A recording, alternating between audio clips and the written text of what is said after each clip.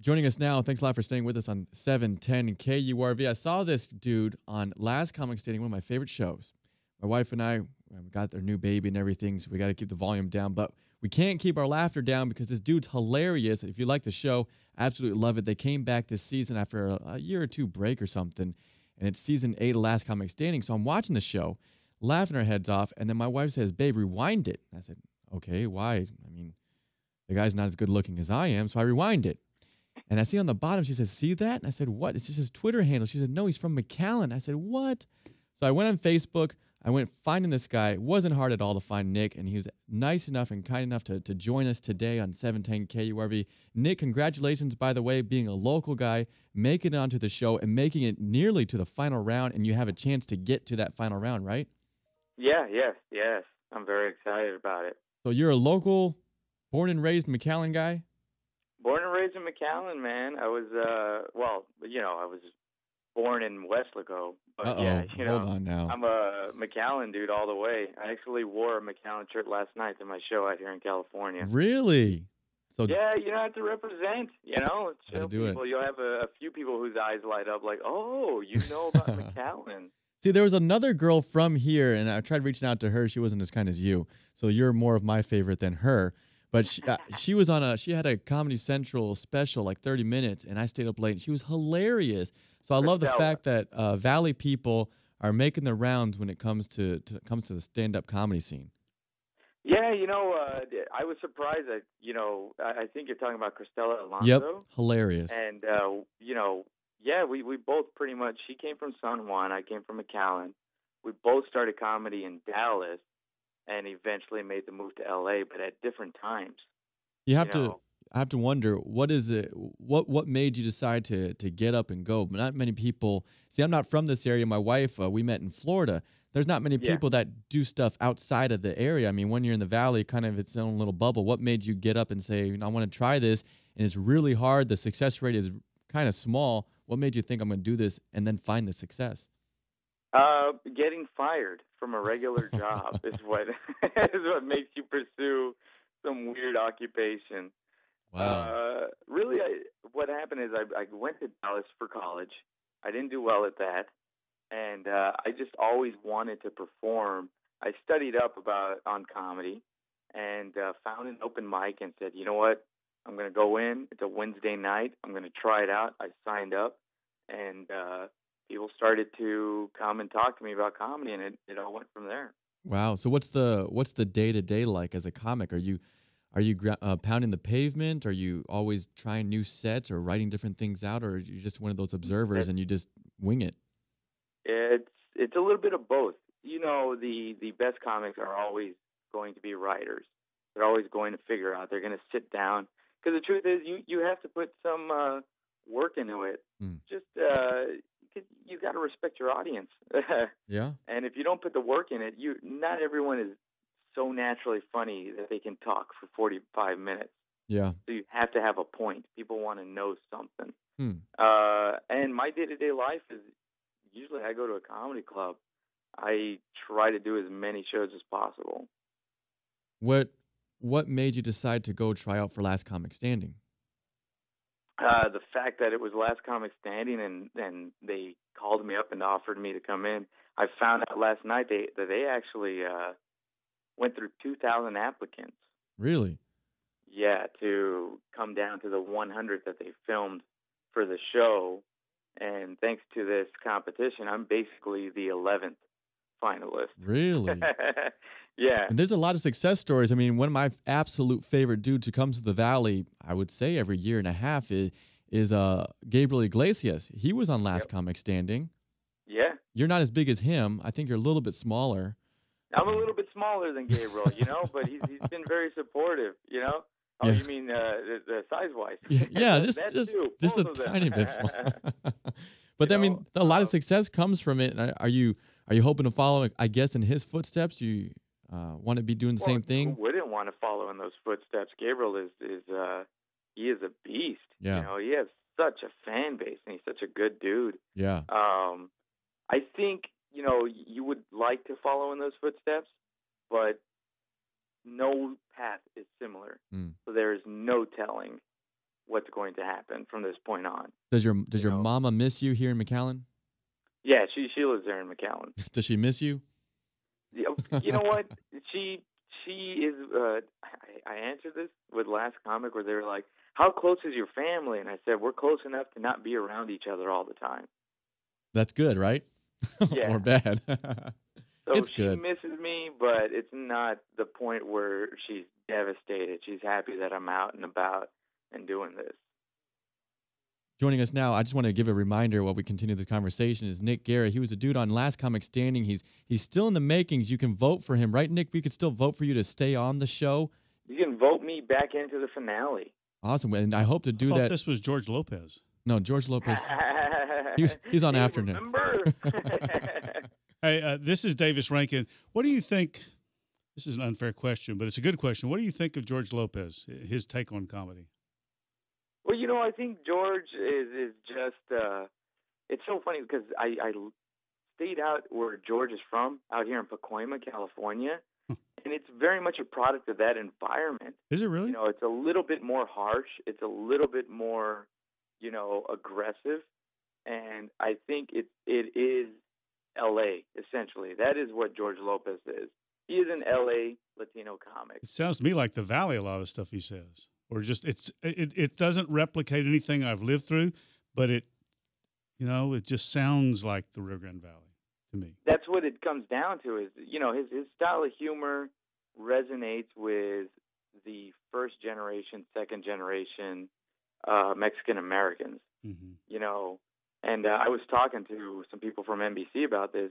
I am of the third, fourth generation, the guys that he's making fun of.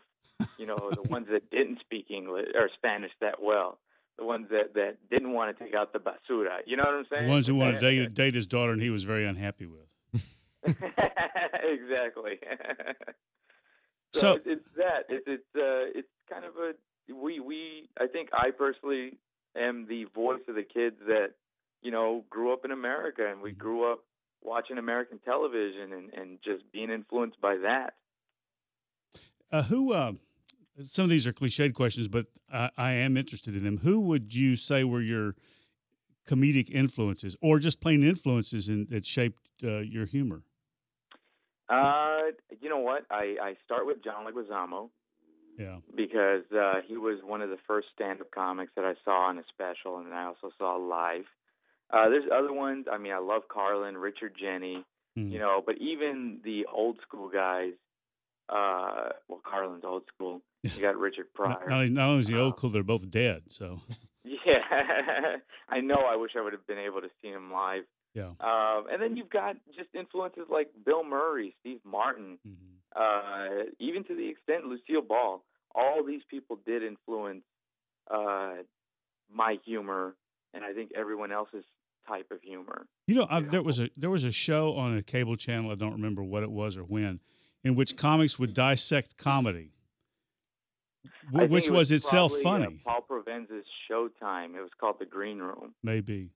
But it was real funny to listen to comedians talk about, to strip it down to how they did what they did and what constitutes funny. Yeah, we continuously dissect it.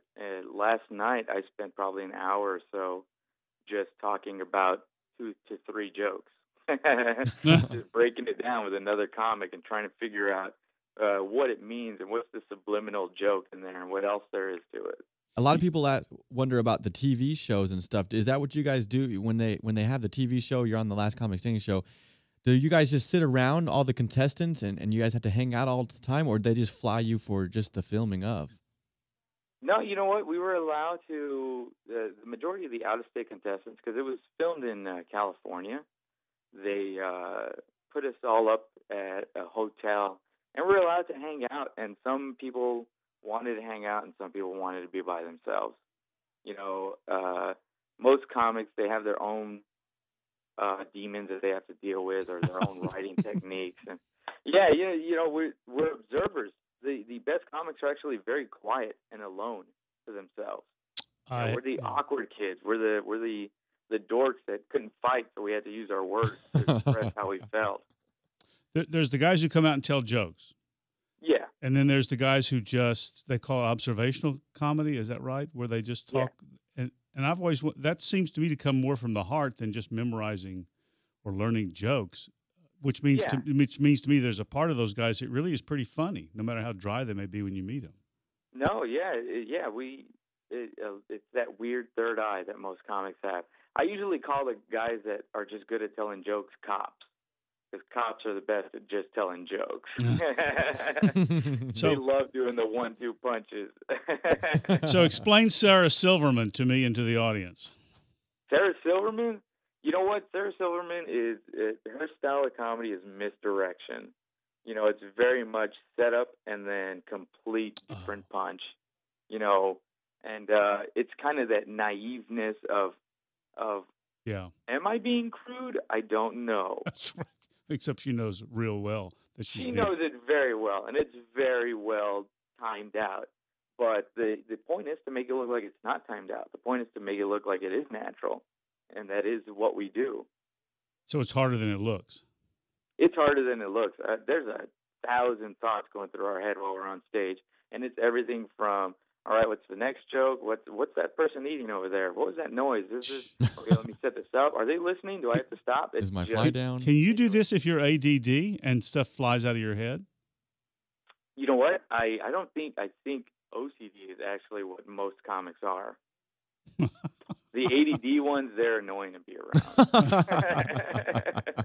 Well, you've lasted so far on the phone with one of. Honest, most ADD people, ADD comics, they're only saying that, because they don't want to pay attention to anyone else.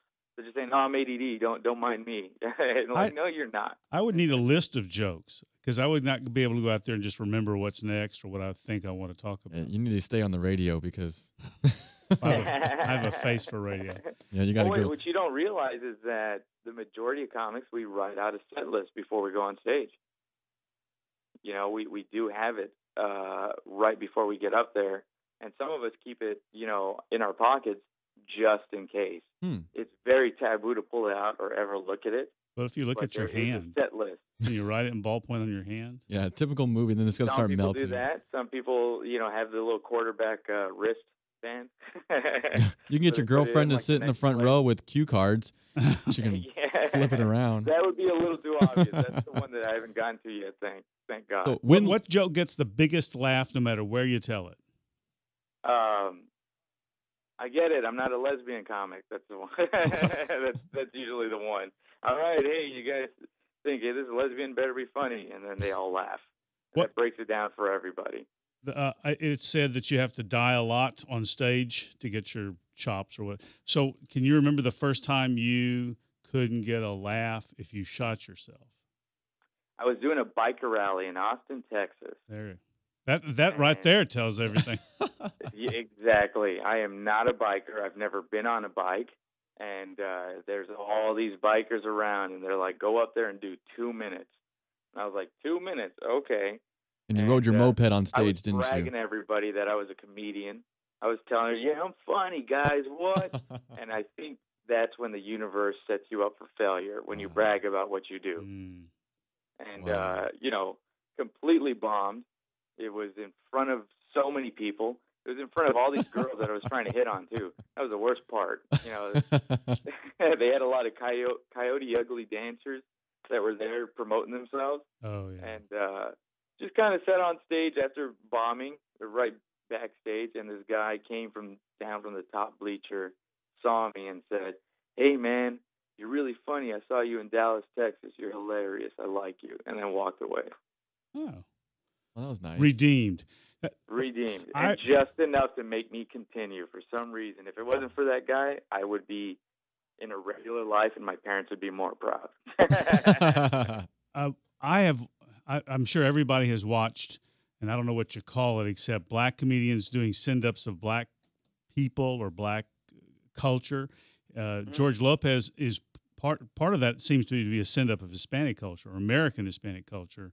And I'm old enough to remember Ed Sullivan and all the dialect comedians.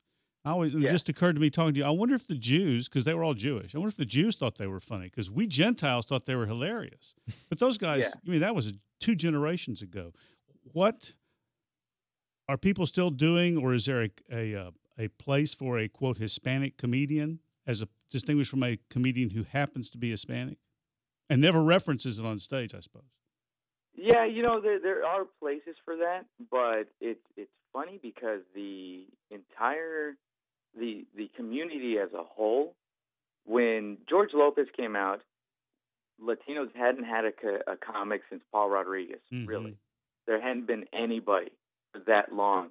So when George and them came out with the Latin Kings of Comedy, it kicked in a new generation, and as soon as that started happening, everybody was absorbing all the comics again.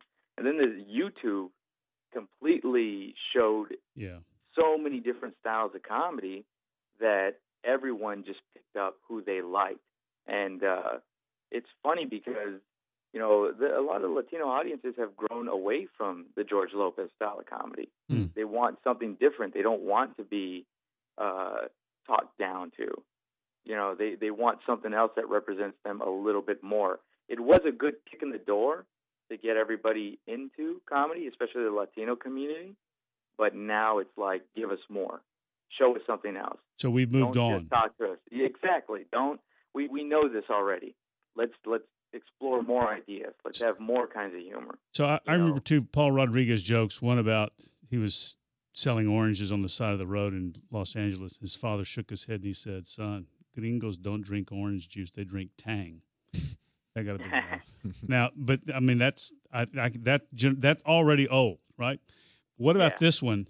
He says, "I was in an elevator in East Los Angeles, and these guys were chattering away, and it just drove me crazier and crazier. Finally, I turned to them and said, 'Look, you're in America. Pause. Speak Spanish.'"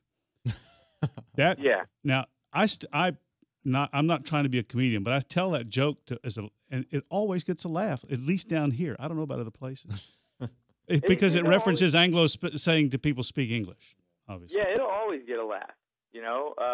One of the things that I often say when people ask me, because, they're like, "So you're Mexican?" I'm like, "Yeah." And they're like, "What part of Mexico are you from?" I'm like, "Texas." Now that's funny. I'm like, "You guys realize, Texas." So Nick, that's funny. And if you don't get groans or like rumblings in some audiences, you just got to try harder, dude. Sometimes they're the best jokes. You just keep at it. You're like, okay, that joke was for me, and you move on. Yeah. Sometimes the jokes are just for you. Well, are there comedians who do it just for themselves? Yes. There are comics that love to just make themselves laugh. And hopefully they make the audience laugh. But I've been on shows where I've seen comedians just never connect with the audience, never get a laugh, and completely be happy with themselves. Wow. And walk off stage and act like, "Yep, I did it. That's not you, I've though. done it." Wow. So Nick, you want them to fall to their knees and weep in appreciation, I can tell. You want to, but you know what? This industry is full of nut jobs. And they openly welcomed you. They did great. Yeah, and they openly welcomed you. You don't sound like a nut job to me. So Nick, win, lose, or draw, what's next? What's next? On the show. Well, you know what?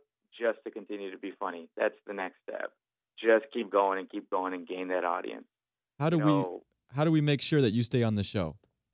All you got to do is right now I have officially been eliminated, but they're letting me do the comic comeback to do a finale set on the final show. And each week, like for the next 5 weeks, I will be going up against another fan favorite to get into the finals. Oh, wow. So you go online, you vote for me on the NBC Last Comic Comeback Twitter page or something like that. There's a link that I've been posting up. It's on NBC's site, and you just vote for me. And, I got to beat this week's competitor, and then hopefully next week I'll beat the other competitor, and I'll just keep going. Well, sounds good. Every week then, as you make it and progress, we'll try and check back in with you or something. Don't forget us when you're king of the world. That's the number one thing. You know what? It's so funny. That's a very Valley thing. Hey, don't forget us. Remember me. Yeah, Bosway, I bought you a taco once. You owe me. Oh, my God. Exactly. Hey, you wouldn't believe this, but we're related somehow. I'm getting a lot of those emails. All right, Nick. Well, it's good talking to you. We'll check back in with you, and I hope everybody goes to our Facebook page. I'll put that link up there for you, and we'll definitely put a lot of votes out there for you. Again, congratulations, Nick.